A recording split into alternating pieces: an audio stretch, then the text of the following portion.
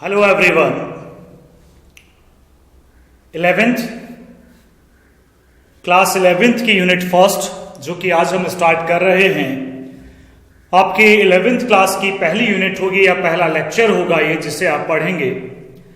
Chemistry का जो पहली यूनिट है उसका नाम है बेसिक कॉन्सेप्ट्स ऑफ केमिस्ट्री। मतलब इस यूनिट में आप वो सारी चीजें स्टडी करेंगे जो बाकी चैप्टर्स में यूज होंगी, अप्लाई होंगी।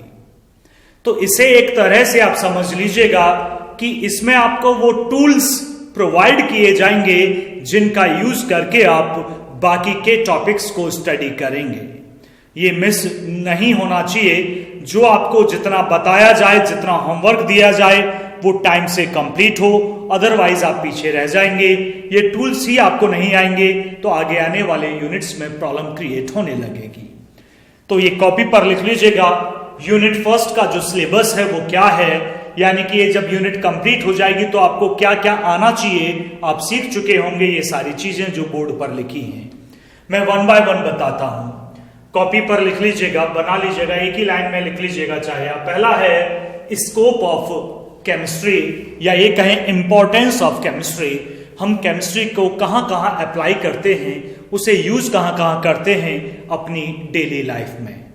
हम डेली लाइफ में समझिएगा केमिकल, हमारा टूथपेस्ट केमिकल है, सोप केमिकल है, डिटर्जेंट केमिकल है, हमारी सभी मेडिसिन्स भी केमिकल हैं, जितने भी कलर आप देखते हो वो भी केमिकल हैं। यानी कि हम चारों तरफ से केमिकल से घिरे हुए हैं। हम अपने खाने पीने की चीजों से लेकर जरूरी चीजों तक सभी केमिकल्स पर ही डिपेंड है। हमारे क्लॉथ्स केमिकल के बने होते हैं भाई। फाइबर मेनली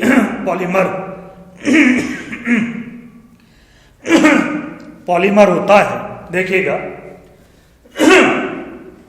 तो ये पहला टॉपिक है आपका इंपॉर्टेंस ऑफ केमिस्ट्री। सेकंड पर आते हैं matter and nature of classification. Matter आप सभी जानते हैं, 6th 7th 8th 9th 10th सभी में आपने मैटर को स्टडी किया। नेचर और उसका क्लासिफिकेशन। क्लासिफिकेशन आपने फिजिकल क्लासिफिकेशन पढ़ा है, सॉलिड लिक्विड गैस। उसी तरह केमिकल फॉर्म में भी इसे क्लासिफाई किया जाता है, जैसे होमोजीनियस, हेट्रोजीनियस, या ये कहें प्योर सब्सटेंस और मिक्सचर्स। मिक्सचर्स को फिर दो पार्ट में डिवाइड किया जाता है, होमोजीनियस मिक्सचर और हेट्रोजीनियस मिक्सचर। प्योर सब्सटेंसेस में आपके आते हैं एलिमेंट्स और कंपाउंड्स। एलिमेंट्स आएगा तो उसमें एटम्स और मॉलिक्यूल। ये सारी चीजें आप इस नेचर मैटर के अंदर पढ़ते हैं। मैं आपसे पूछूं what is the difference between element and compound, क्या आप बता पाएंगे? एलिमेंट क्या है और कंपाउंड क्या है? ऑक्सीजन एलिमेंट है, कार्बन डाइऑक्साइड कंपाउंड है, एयर मिक्सचर है, वाटर कंपाउंड है। तो इस तरह से आपको ये डिफरेंशिएट करने आते हो। चलिए ये सीख पाएंगे आप, इसी यूनिट का हिस्सा है, तो ना भी आते हो तो भी सीख पाएंगे। थर्ड है properties and there measurement. Properties, SI units, SI properties, मतलब प्रॉपर्टीज की यूनिट्स। एसआई यूनिट्स आप बहुत 7 ऐसा यूनिट्स पढ़ोगे, फिर ड्राइव यूनिट्स यहां पढ़ोगे, यूनिट का इंटर कन्वर्जन पढ़ोगे। तो बहुत सारी यूनिट्स का इंटर कन्वर्जन यहां पर है। पुरानी यूनिट्स हैं फिजिक्स के सभी क्लासेस में। पहला चैप्टर मेजरमेंट ही आपने पढ़ा होगा, ये उसी से रिलेटेड है। अब आते हैं फोर्थ की इंपॉर्टेंस ज्यादा है। कैसे ज्यादा है देखिएगा।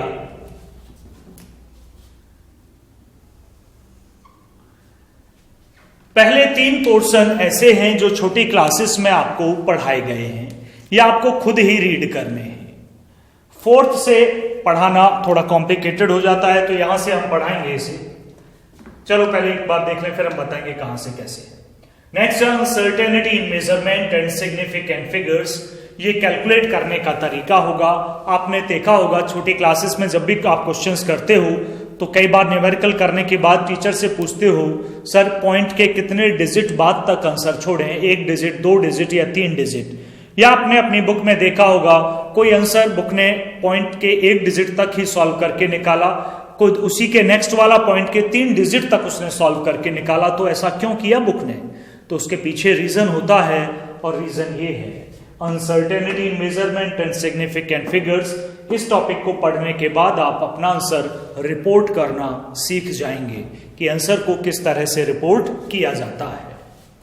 आगे है लॉज ऑफ केमिकल कॉम्बिनेशन।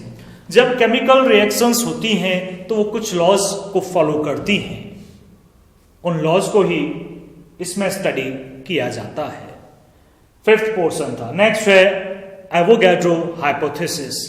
ये मेन नाम दे दिया मैंने, इससे पहले इसमें आता है डाल्टन्स एटॉमिक थ्योरी, उसके बाद एवोगैड्रो हाइपोथेसिस, उसके बाद atomic mass, relative atomic mass, average atomic mass, gram atomic mass, उसी तरह से फिर मोलर मास, और फिर आपका आता है मोल कॉन्सेप्ट, यानी कि अभी तक का सबसे बड़ा पोर्शन इसमें यही है, मोल कॉन्सेप्ट। ये भी आपने 9th में पढ़ा होगा, लेकिन यहां फिर से आप पूरी तरह से डिटेल्ड स्टडी करेंगे मोल कॉन्सेप्ट की। नेक्स्ट पर बढ़ते हैं। नेक्स्ट है concentration of solutions. Concentration of solutions, concentration आप देखोगे, amount of solute in solution is called its concentration. Solution के अंदर कितना सॉल्यूट है, यही कॉन्सेंट्रेशन है। कॉन्सेंट्रेशन को एक्सप्रेस करने के बहुत सारे तरीके होते हैं। परसेंटेज आपने पढ़ा होगा, उसके बाद स्ट्रेंथ है, मोलैरिटी है, नॉर्मेलिटी है, बहुत सारे टर्म्स हैं, बहुत सारे न्यूमेरिकल के साथ ये भी टॉपिक बड़ा है। नेक्स्ट है empirical formula and molecular formula. मुझे नहीं पता आपने पढ़ा है 9th या 10th के सिलेबस में या नहीं, यहां शुरू से ही है, आपको आता हो या नहीं आता हो, ये यहीं पढ़ेंगे आप बेसिक से लास्ट तक, तो ये टॉपिक यहीं का है। और लास्ट टॉपिक जो कि सबसे बड़ा है इन सब से, वो है स्टोक्योमेट्री एंड देयर कैलकुलेशंस, या हम ये बोलें stoichiometry and the calculation based upon stoichiometry. तो ये सबसे बड़ा पोर्शन पढ़ने के लिए इसमें स्टोक्योमेट्री ही है, और इस स्टोक्योमेट्री का यूज हर क्लास में आगे 11th 12th उससे ग्रेजुएशन हर जगह होता रहे। अरे इसी का क्या, इन सभी का यूज होता रहेगा भाई। ये बेसिक टूल्स हैं, पहला चैप्टर है केमिस्ट्री पढ़ने के लिए रिक्वायरमेंट है ये आपकी। तो अब मैं आपको बता दूं मैं कहां से स्टार्ट करने वाला हूं आज, और आपको कितना खुद से पढ़ना होगा, बुक से सिंपली रीड करना होगा, बहुत ज्यादा नहीं है। पहला है स्कोप ऑफ केमिस्ट्री। आप केमिस्ट्री के इंपॉर्टेंस के बारे में समझ पाएंगे। एक नॉर्मल बुक का पेज ओपन करें एनसीईआरटी का, और इसको पढ़ना शुरू कर दें। किन किन मेडिसिन में ये यूज होती है, बहुत सारे हैं, तो ये सारी चीजें आपको पता चलते चले जाएंगे। बस रीड करना है, शायद ही कभी कोई क्वेश्चन आए, लेकिन आपको ये पता हो मैं केमिस्ट्री पढ़ रहा हूं तो मुझे यह कहां कहां की जरूरत है। भाई आजकल सैनिटाइजर यूज कर रहे हैं, वो एक केमिकल है, समझ रहे हो। जितनी भी मेडिसिन आप रहे हो, विटामिन सी वो एस्कॉर्बिक एसिड, वो भी एक केमिकल है। तो ये सभी केमिकल्स हैं। तो केमिकल्स का स्कोप कहां पे है, केमिस्ट्री का स्कोप कहां अप्लाई हो रही है, वो सारी चीजें इसमें आती हैं। तो ये आपको सेल्फ स्टडी करना है, आज ही कर लीजिएगा। तो आज पहला लेक्चर है, आपके पढ़ने के लिए ज्यादा चीजें होंगी। मैटर क्या होता है आप जानते हैं, ऐसी कोई भी कुछ भी जो स्पेस ऑक्यूपाई करता है और जिसमें मास होता है, ये मैटर की डेफिनेशन है। बचपन से आप पढ़ते चले आ रहे हैं, ठीक। अब आगे बढ़ते हैं। क्लासिफिकेशन सॉलिड लिक्विड गैस आपको पता है, या ये कहें 10th तक की केमिस्ट्री बस यही होती है, सॉलिड लिक्विड और गैस। अब आगे बढ़ते हैं। क्लासिफिकेशन इसका दूसरी तरीके से भी होता है, केमिकल क्लासिफिकेशन हम बुलाते हैं। प्योर सब्सटेंस एंड मिक्सचर्स, ऐसे बोल सकते हैं। प्योर सब्सटेंस को फिर से दो पार्ट में डिवाइड किया जाता है, एलिमेंट और कंपाउंड। एलिमेंट्स वो होते हैं जो एक तरह के एटम से मिलकर बने होते हैं, similar same kind of atom. जैसे ऑक्सीजन O2 दो ऑक्सीजन एटम से मिलकर बना है, ये एलिमेंट है। P4 एलिमेंट है, सिमिलर एटम से मिलकर बना है। Carbon dioxide that is a compound, क्योंकि ये दो डिफरेंट एटम से मिलकर बना है, कार्बन और ऑक्सीजन के दो। तो कार्बन ऑक्सीजन दो डिफरेंट टाइप के एटम से मिलकर बना है। तो ये एलिमेंट और कंपाउंड होते हैं। फिर अगर दूसरी तरफ चलें कि मिक्सचर्स कौन से हैं, तो वो फिर से दो तरह के, homogeneous mixture and heterogeneous mixture. Homogeneous mixture को सॉल्यूशन बुलाते हैं। तो ये सब डेफिनेशन आपको आनी चाहिए। चूंकि एलिमेंट आ गए हैं तो फिर वहां पर एटम्स और मॉलिक्यूल के बीच का डिफरेंस भी आपको क्लियर होना चाहिए। एटम्स क्या हैं और फिर कंपाउंड क्या है। एटम सब्सटेंस का, किसी भी मैटर का बोल लीजिएगा, सबसे छोटा पार्टिकल जो रिएक्शन में पार्टिसिपेट करता है लेकिन फ्री स्टेट में नहीं रह सकता है। वहीं मॉलिक्यूल वो सबसे छोटा पार्टिकल जो फ्री स्टेट में तो रह सकता है लेकिन केमिकल रिएक्शन में पार्टिसिपेट नहीं करता है। तो ये बेसिक जानकारी छोटी 9th क्लासेस में होंगी सारी। तो आपको दूसरा पोर्शन भी आपको सेल्फ तैयार करना है। कौन सा पोर्शन है ये? Matter, nature and it's classification. Book से पढ़िएगा, एनसीईआरटी में गिवन है, आपके नॉर्मल पढ़ने लायक है।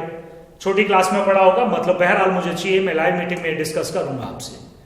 आज की इस वीडियो के बाद की नहीं, नेक्स्ट डे की। नेक्स्ट है properties and there measurement. Properties and there measurement. Way temperature किस में मेजर करते हैं, डिस्टेंस किस यूनिट में मेजर करते हैं, समझ रहे हो मेरी बात? टाइम किस यूनिट में मेजर करते हैं। तो प्रॉपर्टीज और उसका मेजरमेंट।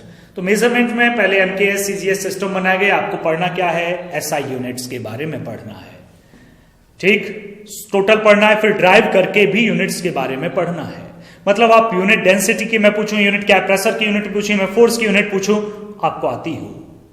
समझ रहे हैं हमारी बात? वॉल्यूम की यूनिट पूछूं, आपको आती हो। वॉल्यूम की यूनिट भाई 3, लेंथ को मल्टीप्लाई करो, लेंथ मीटर में तो मीटर क्यूब है, मीटर क्यूब। डेसीमीटर क्यूब में भी हो सकती थी और तीनों लाइन डेसीमीटर में है, तो डेसीमीटर क्यूब को 1 लीटर भी बुलाते हैं। लीटर भी तो वॉल्यूम की यूनिट है। समझ रहे हैं आप हमारी बात? 1 लीटर में 1000 ml होता है। ml को सेंटीमीटर क्यूब भी बुलाते हैं। तो एक यूनिट, अगर आप एक प्रॉपर्टी पढ़ रहे हैं वॉल्यूम, तो उसकी सभी तरह की यूनिट्स के बारे में आपको जानकारी हो। प्रेशर की यूनिट्स क्या होती है? मिलीमीटर भी होती है और बार भी होता है और एटीएम भी होता है। टेम्परेचर यूनिट केल्विन भी है, डिग्री सेंटीग्रेड भी है, तो फ़ारेनहाइट भी है। तो इनका इंटर कन्वर्जन आपको सभी का प्रॉपर्टीज का आना चाहिए। ये यूनिट्स का काम आप हर क्लास में करते आ रहे हैं, ये आपका ही वर्क है। तो 3 चीजें आपको पढ़नी है, यानी कि हमें जो आज अभी शुरू करना है वो होगा uncertainty in measurement and significant figure. हम इस टॉपिक से आगे सारे हमको पढ़ाने हैं, लेकिन ये आपका वर्क है, थोड़ी मेहनत कीजिएगा, निकल के आ जाएगा। फिजिक्स में भी ये पढ़ाई जाएंगी आपको, तो वहां भी इनकी रिक्वायरमेंट होगी ही। 3 चीज आप पढ़ेंगे। 4th से हम आज स्टार्ट कर रहे हैं। ये सारे टॉपिक्स लिख लीजिए एक पेज पर, तब ये यूनिट खत्म हो तो अपने आप से क्वेश्चन करिएगा, क्या मुझे ये सारी चीजें आती हैं? आंसर हाँ में मिले तो आपकी पढ़ाई सही हुई, और आंसर ना में मिले या अनसर्टेन रहे, मुझे पता नहीं आता है, नहीं आता मतलब नहीं आता है, तो इसका मतलब आपको फिर से पढ़ना होगा। सीधा सा कॉन्सेप्ट है। छोटी यूनिट्स कोई नहीं, ये सबसे छोटी यूनिट ही है। सेकेंड यूनिट में जाओगे तो इसके डबल के बराबर है यूनिट। तो ये छोटा कुछ नहीं है, इंपॉर्टेंट भी कुछ नहीं है, पढ़ना सारा होता है, एक एक वर्ड पढ़ना होता है, तो छोड़ के नहीं चल सकते। तो ये मैं सुनूंगा और मैं 4th हेडिंग डलवा रहा हूं अभी। 4th पार्ट से हम स्टार्ट करते हैं। हेडिंग डाल लीजिएगा। ये 3 आपका सेल्फ का वर्क है। मैटर के बारे में भी सेंटेंसेस लिखने हैं, प्रॉपर्टीज के बारे में भी सेंटेंसेस लिखने हैं आपको, सब कुछ। तो 2-3 पेज छोड़ करके हेडिंग डाल लीजिएगा, uncertainty in measurement and significant figures. जो 2-3 पेज आप खाली छोड़ोगे वो आपको याद दिलाएंगे कि ये वर्क आपको कॉपी में भी करना है। स्कोप को छोड़ दीजिएगा, ये कॉपी में लिखा हो, इसको केवल पढ़ लीजिएगा, उसकी जरूरत नहीं है लिखने की, लेकिन बाकी को लिखना होगा। तो हम हेडिंग डलवा रहे हैं uncertainty in measurement and significant figures. Middle of the line में 2-3 पेज छोड़ने के बाद ये हेडिंग डाल लीजिएगा, uncertainty in measurement and significant figures. देखिएगा हमने 4th पॉइंट को हेडिंग बना लिया है।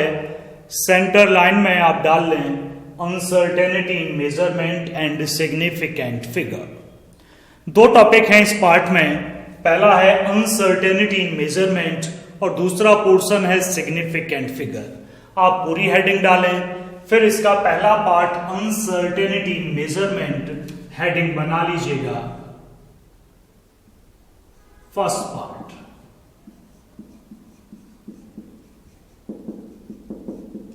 अनसर्टेनिटी इन मेजरमेंट।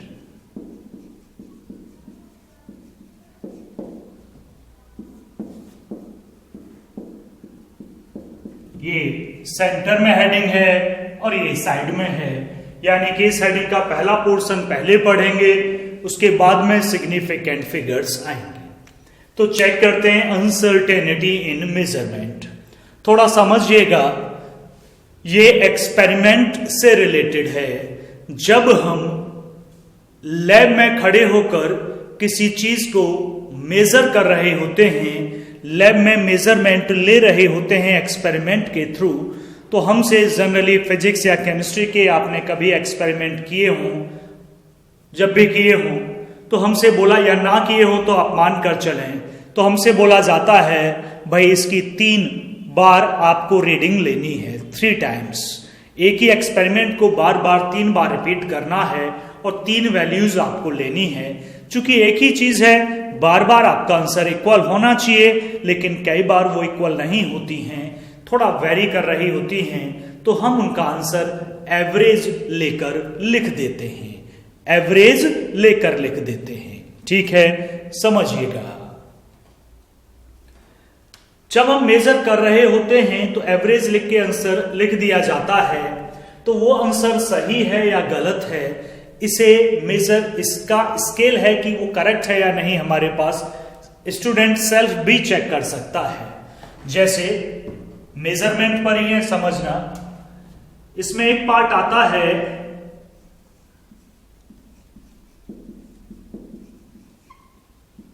प्रिसीजन और एक पार्ट आता है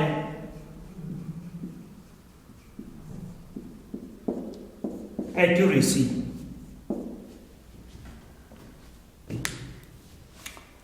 प्रिसीजन एंड एक्यूरेसी दोनों ही मेजरमेंट के टर्म्स हैं। मान लेते हैं हम लैब में खड़े हैं और हम एक एक्सपेरिमेंट कर रहे हैं। अब हमारी वैल्यू एक्यूरेट है या हमारी वैल्यू प्रिसाइज है या हमारी वैल्यू कुछ भी नहीं है, इन दोनों में से ये हमें पता चल जाता है। हम कहते हैं, या टीचर हमसे कहते हैं वैल्यू एक्यूरेट लीजिए, हम एक्यूरेसी की बात कर रहे हैं। वैल्यू प्रिसाइज लीजिए, प्रिसाइज मतलब शुद्ध, मतलब एग्जैक्ट वर्ड ये है प्रिसीजन। समझिएगा, जब हम एक ही एक्सपेरिमेंट को 3 टाइम्स या 4 टाइम्स या उससे ज्यादा बार करते हैं और हमारी वैल्यू आपस में क्लोज होती है, क्लोज मतलब पास पास। एक स्टूडेंट ने एक वर्क किया, वर्क करते ही उसने पहली मेजरमेंट आई, मान लीजिएगा मीटर में किसी लेंथ को मेजर कर रहे थे 10.5, दोबारा मेजर किया 10.51, तीसरी बार मेजर किया 10.5, वही वैल्यू आई, आपस में क्लोज है वैल्यू, तो हम कहेंगे ये वैल्यूज प्रिसाइज है।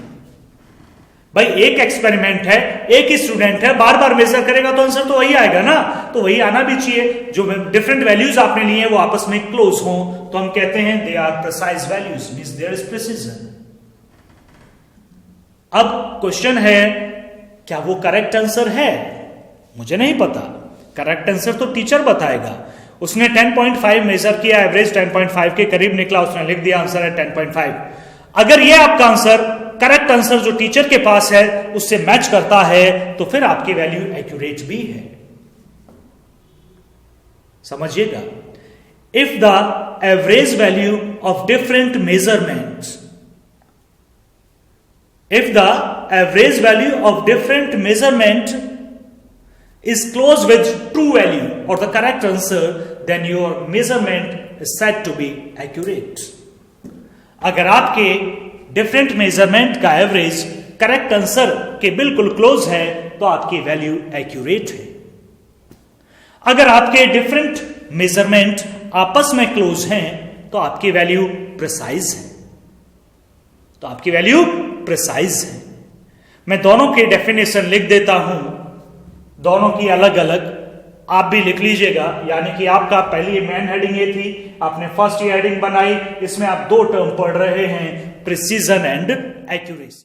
चेक कीजिएगा, दोनों की डेफिनेशन है प्रिसीजन और एक्यूरेसी। प्रिसीजन की डेफिनेशन आप पहले लिखें, उसके नीचे हेडिंग डालें एक्यूरेसी, उसकी डेफिनेशन बाद में लिखें। पहले प्रिसीजन जो मैंने अभी अभी बताया, मैंने क्या बताया, अगर मेजरमेंट की सभी वैल्यूज आपस में क्लोज हैं, पास पास हैं, तो आपकी वैल्यू प्रिसाइज है। वही मैंने लिखा है, if the values of different measurements are close to each other, the measurement is said to be precise. Close to each other, आपस में क्लोज हैं, तो वैल्यू आपकी प्रिसाइज है। ये कॉपी पर लिखी गई हो। उसके नीचे हेडिंग आई एक्यूरेसी। एक्यूरेसी की बात करते हैं। मैंने आपको कहा था, आपके डिफरेंट मेजरमेंट का जो एवरेज वैल्यू है वो करेक्ट आंसर से मैच करता है या उसके क्लोज है, करेक्ट आंसर मतलब ट्रू वैल्यू से, बिल्कुल क्लोज है तो आपकी वैल्यू एक्यूरेट भी है। If the average value of the different measurements, जो डिफरेंट मेजरमेंट्स हैं आपके, उनकी एवरेज वैल्यू की बात की गई है, is close to each other, is close to correct value, वो एवरेज करेक्ट आंसर के क्लोज है तो आपकी मेजरमेंट को बुलाते हैं एक्यूरेट।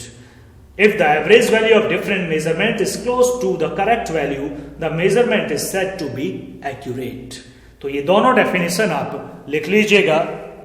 हम आगे बढ़ते हैं, एक एग्जाम्पल के थ्रू दोनों को कंपेयर करते हैं कि प्रिसीजन क्या है और एक्यूरेसी क्या है। मैं हटा रहा हूं ये।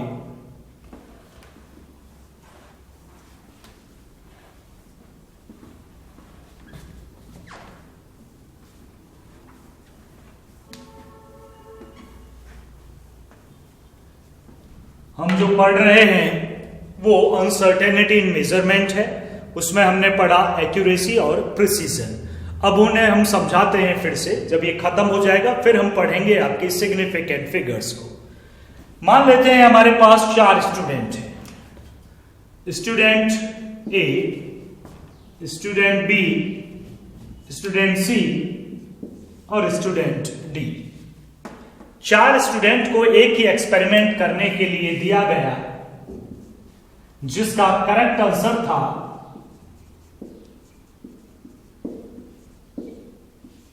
20। ये करेक्ट आंसर टीचर को पता है, स्टूडेंट को नहीं पता क्या करेक्ट आंसर है। उनसे कहा गया भैया एक्सपेरिमेंट करो, आंसर निकालो। तो 3 रीडिंग मिनिमम लेने के लिए बोला गया। स्टूडेंट ए वर्क करता है, इसका आंसर पहली रीडिंग आती है 15.0, दूसरी रीडिंग आती है 14.9, तीसरी रीडिंग आती है 15.1 और फिर ये इनका एवरेज लेता है, एवरेज आता है 50। इसका आंसर निकल गया, इसका आंसर है इसके हिसाब से 50। स्टूडेंट बी वर्क करता है, बी पहली रीडिंग निकालता है 15, दूसरी रीडिंग निकालता है 25, तीसरी रीडिंग निकालता है 20। तीनों को जोड़ देते हैं और एवरेज निकाल लेते हैं, इसका एवरेज आता है 20।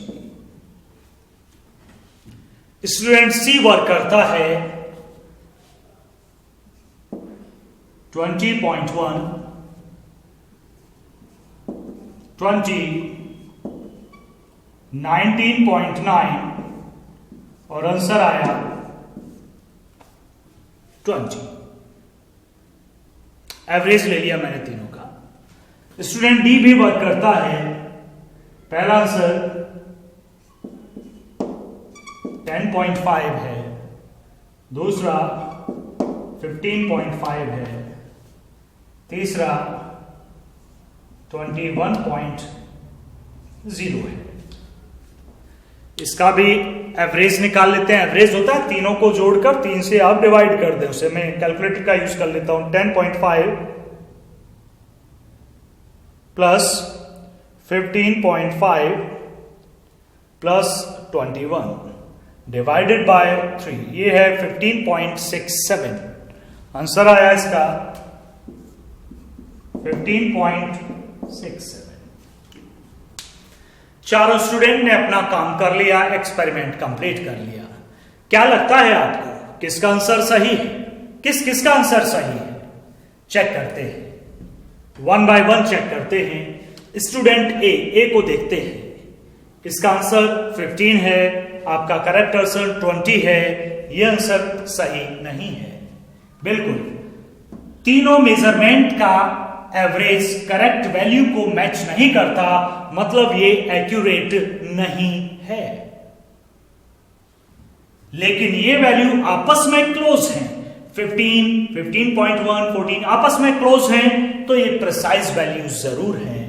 वैल्यू कैसा है, यहां पर आप लिखेंगे प्रिसीजन है but not accurate. Precise values है लेकिन एक्यूरेट नहीं है। आपस में क्लोज हैं लेकिन इनका एवरेज करेक्ट आंसर को मैच नहीं करता, इसलिए एक्यूरेट नहीं है। दूसरा बताइए, करेक्ट आंसर को मैच करता है, आंसर एक्यूरेट है। क्या ये वैल्यू आपस में क्लोज है? नहीं, ये आपस में क्लोज नहीं है। 15 से 25 बड़ा गैप है, ये कैसे पॉसिबल है? तो आप इसे लिखेंगे एक्यूरेट बट नॉट प्रिसाइज। ये वैल्यू प्रिसाइज नहीं है, एक्यूरेट है। थर्ड पर आते हैं, वैल्यू आपस में क्लोज है, 20.1 और 20 नियरेस्ट है, और आंसर भी करेक्ट आंसर के पास है, एक्यूरेट भी है और प्रिसाइज भी। Accurate and precise. गैप है, प्रिसाइज नहीं है, एवरेज करेक्ट आंसर के भी पास नहीं है, ना तो एक्यूरेट है ना ही प्रिसाइज है। नॉर एक्यूरेट नाइदर प्रिसाइज, इसके नीचे ये लिखा गया हो। अब क्वेश्चन है, टीचर कौन कौन से आंसर को सही मानेगा? क्लियर रहे दिमाग में। टीचर इसे तो सही मानेगा भैया, ये तो एक्यूरेट और प्रिसाइज है। क्वेश्चन है वो बिल्कुल गलत है, वो डी वाला बिल्कुल गलत है, उसे काट दिया जाएगा। अब क्वेश्चन है सर इन दोनों में से कौन सही माना जाएगा? ये सही हो गया, ये पूरी तरह से गलत हो गया। डी स्टूडेंट ने बिल्कुल बेकार वर्क किया, सी स्टूडेंट ने बिल्कुल एक्यूरेट और प्रिसाइज बिल्कुल अच्छा वर्क किया। अब ए और बी की बारी है, इसमें ये एक्यूरेट है प्रिसाइज है, सर दोनों सही है, एक सही है, या ये बी वाला सही है, एक्यूरेट है, करेक्ट आंसर को मैच करता है। ये वर्क सही नहीं है। एक मेजरमेंट, एक बार उसने 15 मेजर वही स्टूडेंट करता, दूसरी बार 25 कैसे आ सकता है? सिमिलर कैलकुलेशन है, मेजरमेंट है, एक ही मेजरमेंट, एक बार 15 एक बार 25, इतना बड़ा गैप कैसे पॉसिबल है? या तो इसे आंसर ऐसे ही पता था, ऐसे ही लिख दिया इसने, तो टीचर इसे काट देगा देखते ही कि एक एक्सपेरिमेंट में इतना गैप कैसे आ सकता है, पॉसिबल ही नहीं है। एपरेटस वही, स्टूडेंट वही, मेजरमेंट वही। अब मैं कहूं इस रूम की लेंथ नापो, तो एक बार उसने नापी 15 सेंटीमीटर या 15 मीटर नाप दी, दूसरी बार 25 मीटर, इतना बढ़ जाएगा क्या? तो ये वैल्यू काट दी जाएगी। बी स्टूडेंट का वर्क भी पुअर है, जैसे कि डी का है। करेक्ट आंसर से बिलोंग करता है, ये कोइंसिडेंस हो सकता है या फिर उसे आंसर पता हो सकता है, ये वैलिड नहीं कंसीडर होगा। ये वैल्यू बिल्कुल सही वैल्यू है, उसने एक ही मेजरमेंट को बिल्कुल सही तरीके से मेजर किया है, वैल्यू प्रिसाइज है। करेक्ट आंसर से मैच नहीं करता, इसका मतलब उसका एपरेटस जो प्रोबेबिलिटी है, उसका एपरेटस सही नहीं था जिससे वो काम कर रहा था, लेकिन उसका काम सही था, तो इसे टीचर सही करेगा, उस एपरेटस को चेक करेगा, वो एपरेटस सही काम नहीं कर रहा है। तो क्लियर, तो प्रिसाइज होना ज्यादा जरूरी है, पहला प्रिसाइज फिर वो एक्यूरेट हो, देन बेटर। क्लियर हुआ भाई? डिफरेंस नजर आ गया, अनसर्टेनिटी इन मेजरमेंट। इसे ही आगे बढ़ाते हैं और आगे बढ़ते हैं सिग्निफिकेंट फिगर्स पर। ध्यान दीजिएगा, आगे का टॉपिक है सिग्निफिकेंट फिगर, हेडिंग डाल लीजिएगा, इसे नोट कॉपी पे करें, ये नीचे सबके लिखा हो और हेडिंग अगली आए सिग्निफिकेंट फिगर्स। देखिएगा आपका नेक्स्ट टॉपिक अनसर्टेनिटी इन मेजरमेंट के बाद सिग्निफिकेंट फिगर। सिग्निफिकेंट फिगर को पहले आप समझ लीजिएगा, समझना जरूरी है।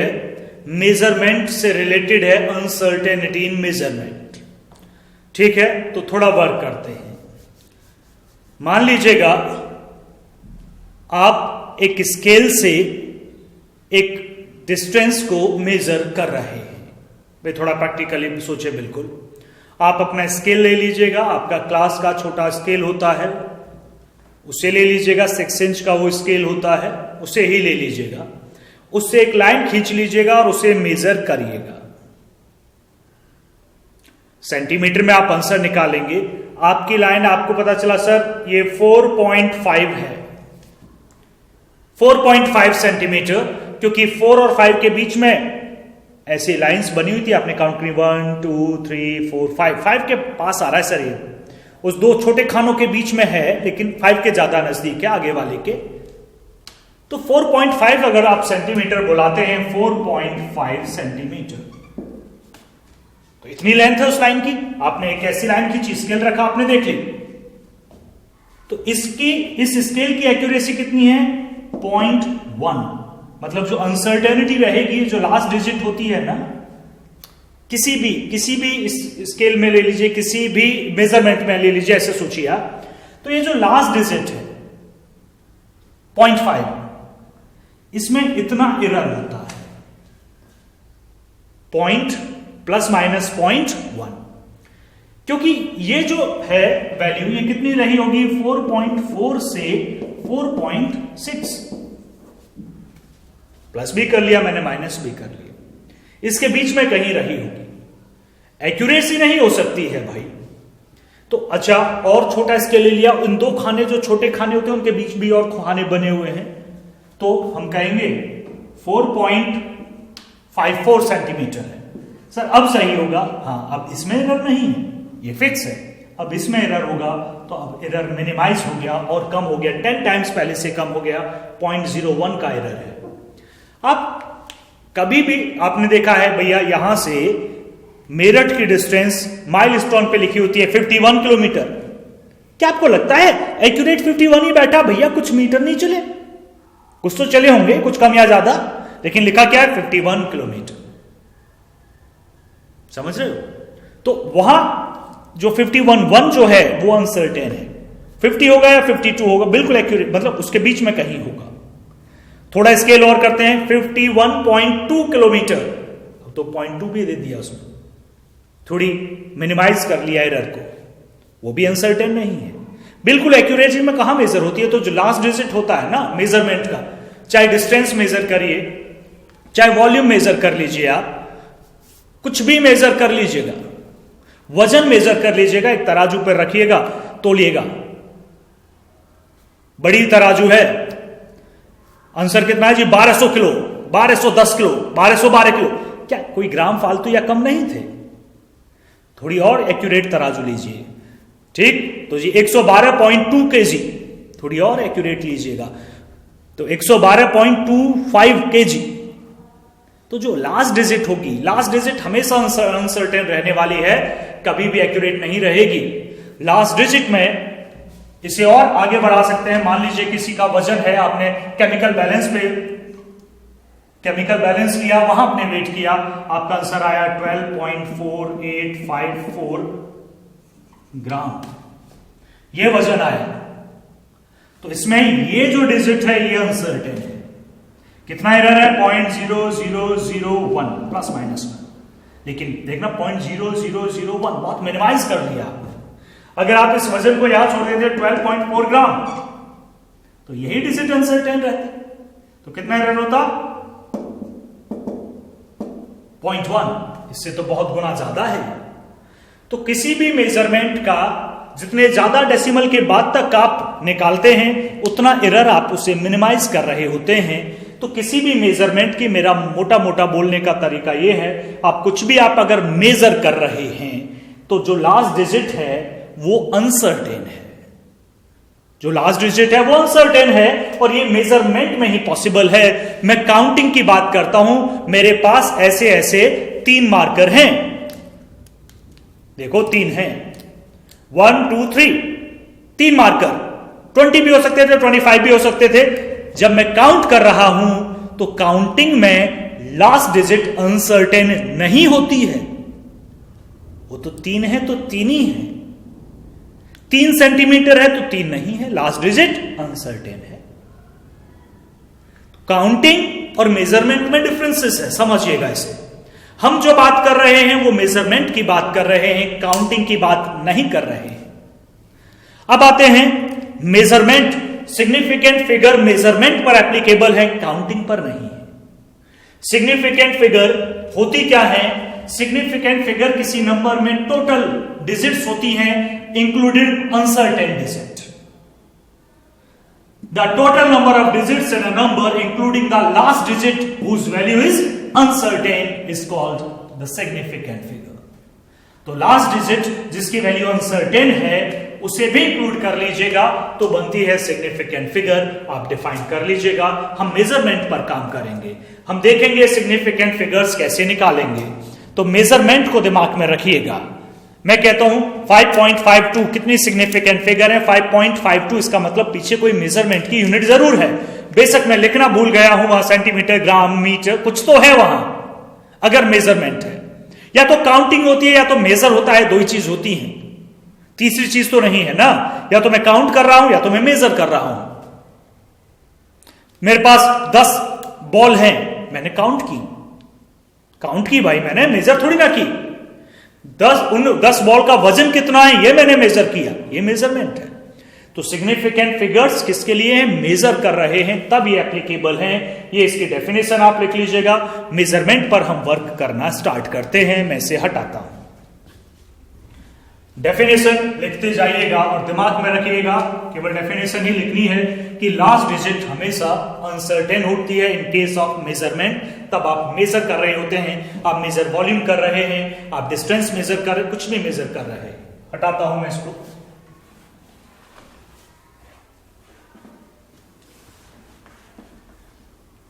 आगे हैं rules for determination of significant figures.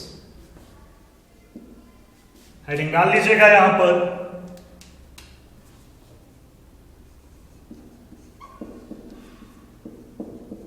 पूरी हेडिंग डालिएगा, rules for determination of significant figures.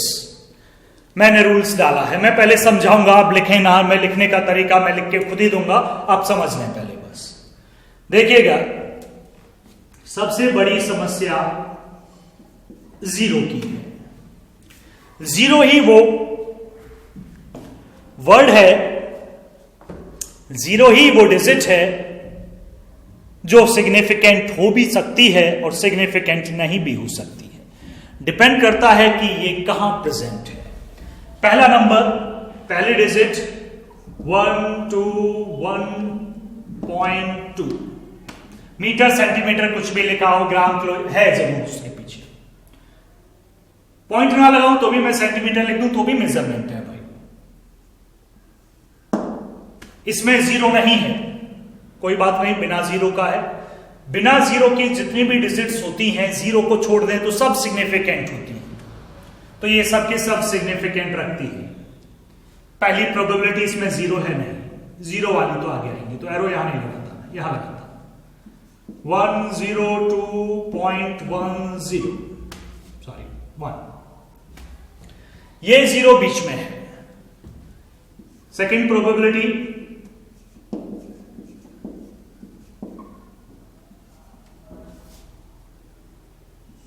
ये जीरो स्टार्टिंग में है। थर्ड प्रोबेबिलिटी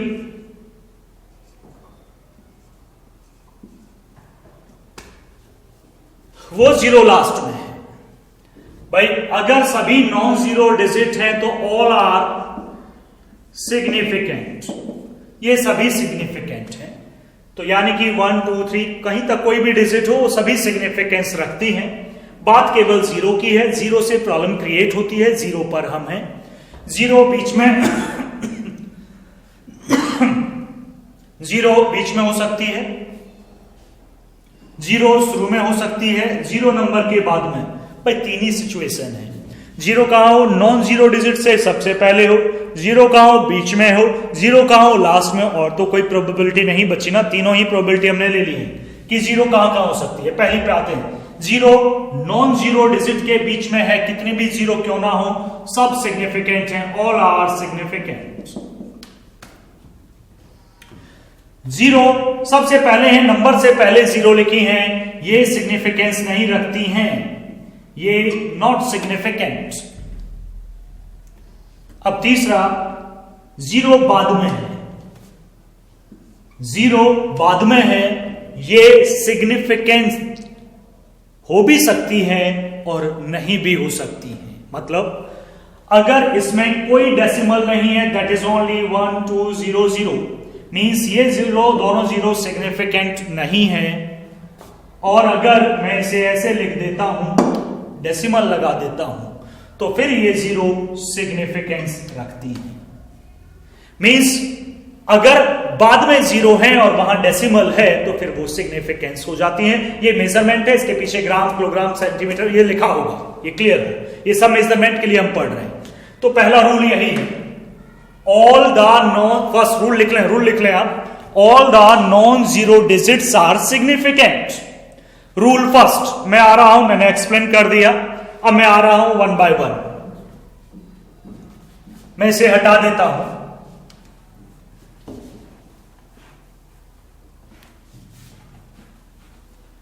रूल फर्स्ट,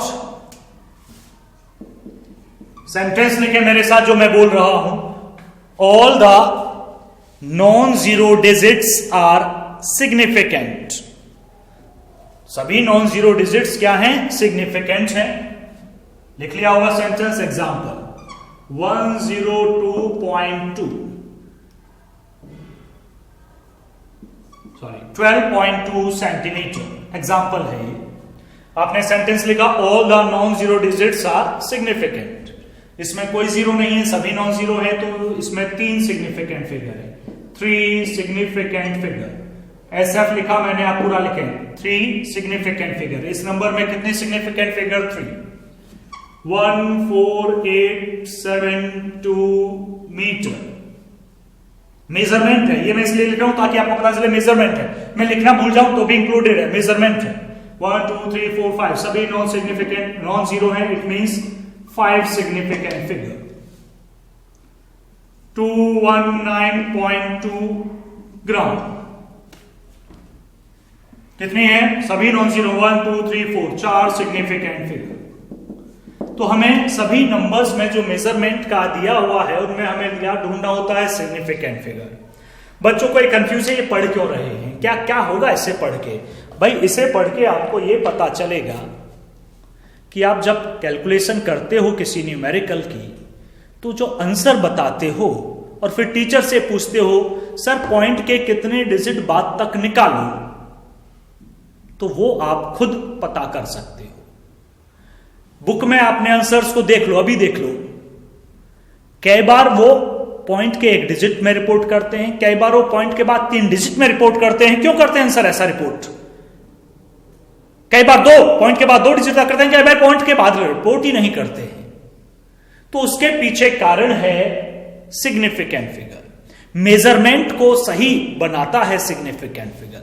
तो सिग्निफिकेंट फिगर की हेल्प से आप पढ़ने जा रहे हैं आंसर्स को रिपोर्ट करने का तरीका। समझते रहिएगा। तो अभी हम किसी भी मेजरमेंट में कितनी सिग्निफिकेंट फिगर हैं ये निकाल रहे हैं। जब नॉन जीरो हैं तो सभी डिजिट सिग्निफिकेंट होती हैं। ये सिंपल सा रूल ये तो था पहला वाला। अब दूसरे पर आते हैं। रूल सेकंड,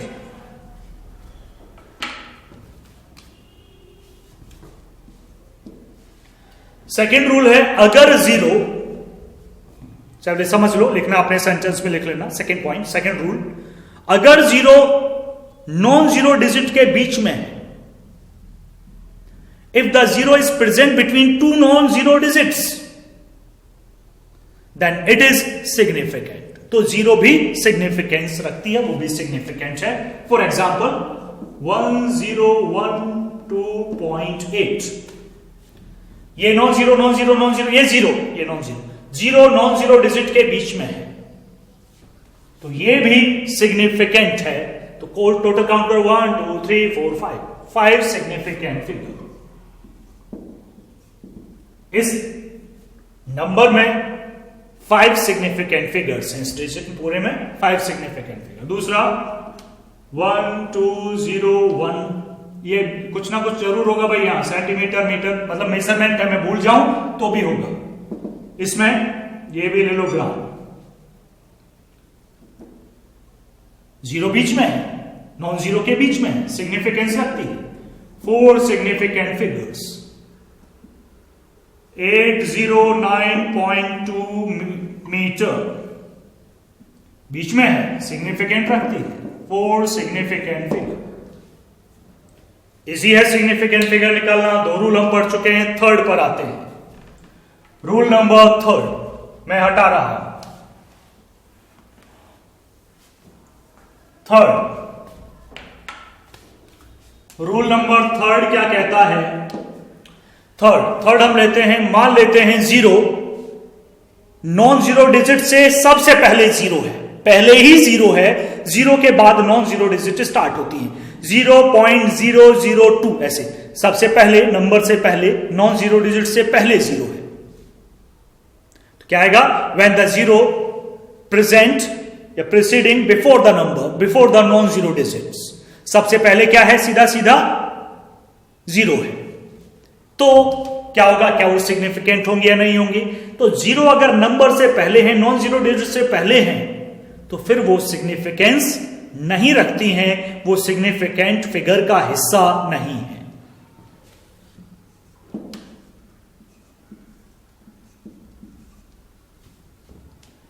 पहले है, ये नॉन जीरो डिजिट से पहले 0 है, तो फिर ये सिग्निफिकेंट नहीं है। कितनी सिग्निफिकेंट फिगर है? केवल 3 सिग्निफिकेंट फिगर।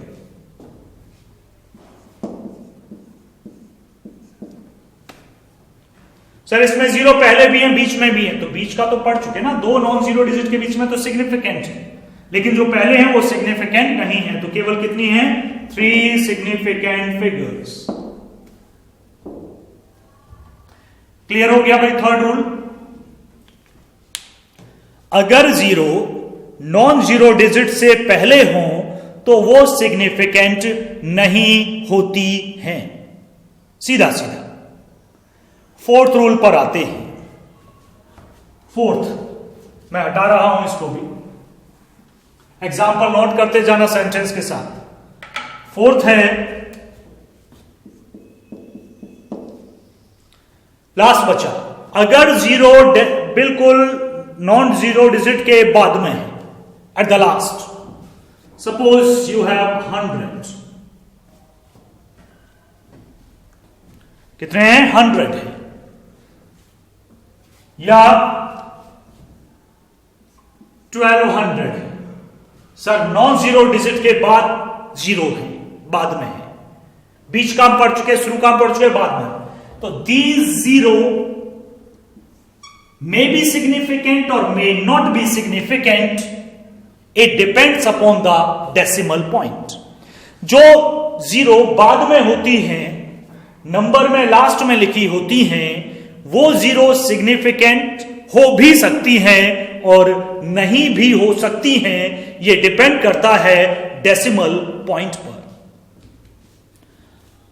अगर इसमें कोई डेसिमल पॉइंट है ही नहीं, then these zeros are not significant.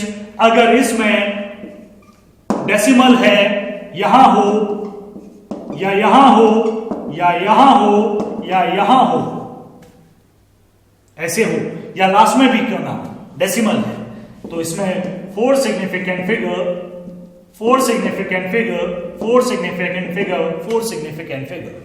अगर डेसिमल है तो फिर ये 0 सिग्निफिकेंट है, और डेसिमल नहीं है तो ये 0 सिग्निफिकेंट फिगर नहीं है। It have only 2 significant figure. Decimal है देन 4 सिग्निफिकेंट फिगर।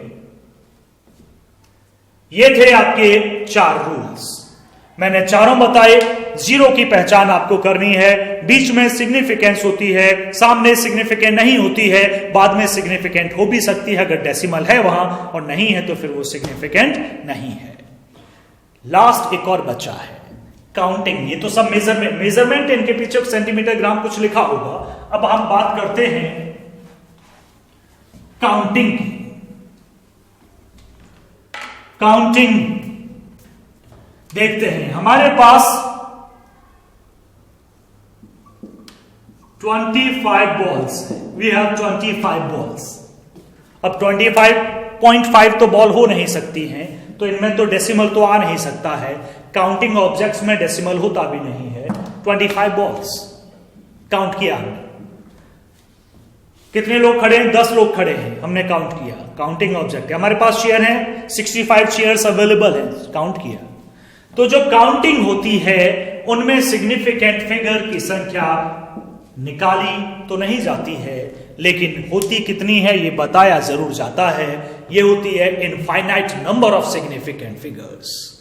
अगर कोई काउंटिंग ऑब्जेक्ट है और आपने पूछा जाए, आपने बोला जाए 10 बॉल्स लिखी हैं सर, कितनी सिग्निफिकेंट फिगर, तो आप देखिएगा नहीं, आप आंसर लिखिएगा infinite significant of figures, infinite, क्योंकि पॉइंट के बाद तो मैं कितनी भी जीरो लगा के जा सकता हूं, लगाता रह सकता हूं, तो infinite number of significant figures आती हैं। मैंने आपको सभी रूल्स बता दिए, लिख भी लिए होंगे आपने, एक बार वेरीफाई कर दीजिए, मैं भी लिखकर बता देता हूं। चेक कीजिएगा रूल्स को, लिख लीजिएगा अगर आपने सेंटेंसेस नहीं लिखे हैं, या मैच कर लीजिएगा। पहला है एग्जाम्पल, मैं बता चुका हूं, एग्जाम्पल भी आप सामने दे दें चाहे तो। All non zero digits are significant, पहला यही था कि जितनी भी नॉन जीरो डिजिट्स हैं वो सभी सिग्निफिकेंट होती हैं। दूसरा, zeros between two non zero digits are significant, अगर जीरो बीच में आ रही है नॉन जीरो डिजिट के तो वो भी सिग्निफिकेंट रखती है। Third, zero preceding to the first non zero digit, अगर जीरो सबसे पहले आ रही है तो फिर वो सिग्निफिकेंट नहीं है। 3 रूल्स बड़े सीधे सीधे से थे, सेंटेंसेस तीनों के यहां लिखे हैं। फोर्थ पर आते हैं, मैं तीनों को हटा देता हूं, तीनों आप 1 बाय 1 लिख लें या मैच कर लें, मैंने यही बताए थे आपको, मैं हटा रहा हूं इनको। फर्स्ट 3,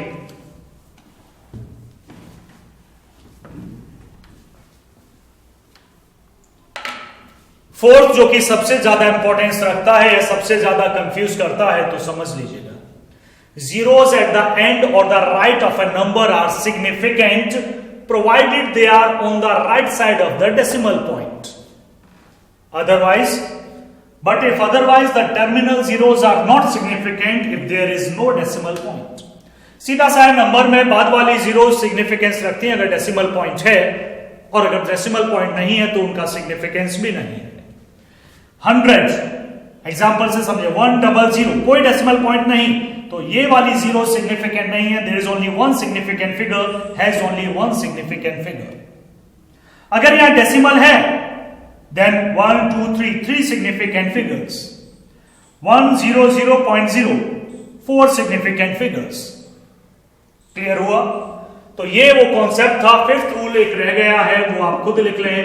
काउंटिंग ऑब्जेक्ट्स के लिए, काउंटिंग जिनमें हम नंबर काउंट करते हैं 1 2 3 4, ऐसे भैया कितने तुम्हारे पास कितनी चेयर्स हैं जी? मेरे पास 5 चेयर्स हैं। कितनी सिग्निफिकेंट फिगर है? लिखा हो 5 chairs. Infinite number of significant figure है। रूल 5th में लिखें, काउंटिंग ऑब्जेक्ट्स में जैसे 25 बॉल्स, 15 मार्कर्स, 25 पेन एटसेट्रा, इनकी सिग्निफिकेंट फिगर्स इनफाइनाइट होती हैं, infinite number of significant figures. Clear? तो ये रूल्स हुए सिग्निफिकेंट फिगर्स तक के। क्वेश्चंस मैं दूंगा, आपसे पूछूंगा लाइव क्लास में, ये डिस्कस करेंगे। इसमें भैया बताओ ये कितने सिग्निफिकेंट फिगर्स हैं यहां पर। नोट आप कर लीजिएगा। 5th अपने आप लिखना है, एनसीईआरटी बुक को वहां से लिख सकते हैं। 5th पॉइंट मैंने एनसीईआरटी का ही एग्जाम्पल लिखा है और लैंग्वेज भी वही रखी है। चलिए, आज का लेक्चर यहीं तक था। कल हम पढ़ेंगे नेक्स्ट टाइम, मतलब नेक्स्ट वीडियो में हम पढ़ेंगे कैलकुलेशंस विद सिग्निफिकेंट फिगर्स।